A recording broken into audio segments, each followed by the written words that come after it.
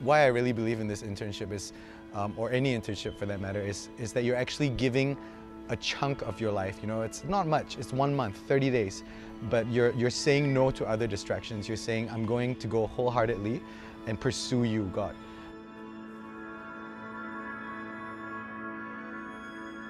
Greatness is not established on stage, it's established in the secret place.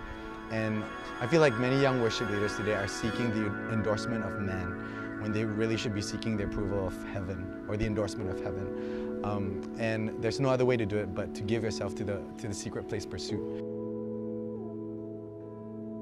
You know, we talk about revival, you know, in a context where our vision is pretty boxed in. But I believe that the Lord's going to usher in a wave of revival that's going to bring in the harvest in Malaysia. You know, I believe that the promise of God in this hour is Isaiah 56:7, is that my house will be a house of prayer for all nations.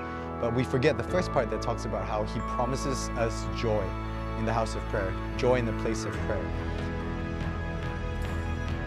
I've seen interns in the internship just get encountered in the presence of the Lord in the prayer room, where they just, while opening up the Bible or doing worship or doing intercession, the Lord just encounters them, and then they come up from that time just getting a new revelation of the Lord that just marks their heart to run.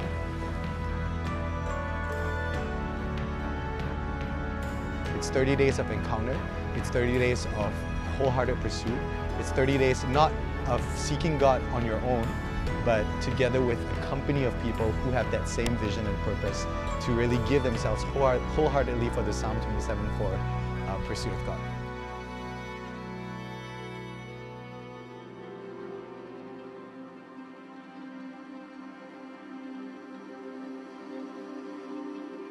I just feel that we're living in a very strategic hour. You know, there's shaking happening not just in this part of the world, but in the nations.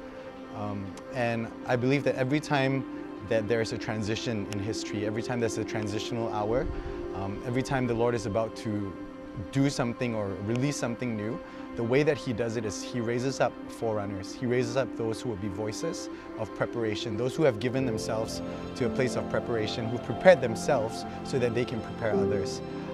So I feel like, you know, He's looking at the young generation in this hour, people like you.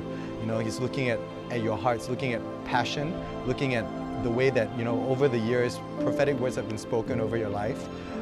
But even in this hour, you know, it's all coming to a head. I feel like we're in a season where He's raising up those who would really take the call of God seriously. Those who would, you know, 1 month is not a lot to ask. It's 30 days of intentional pursuit, 30 days of intentionally giving themselves to just wholehearted pursuit of the presence of God, and letting God define who they are, and that their lives will be woven into this fabric of history and what He's doing in this hour.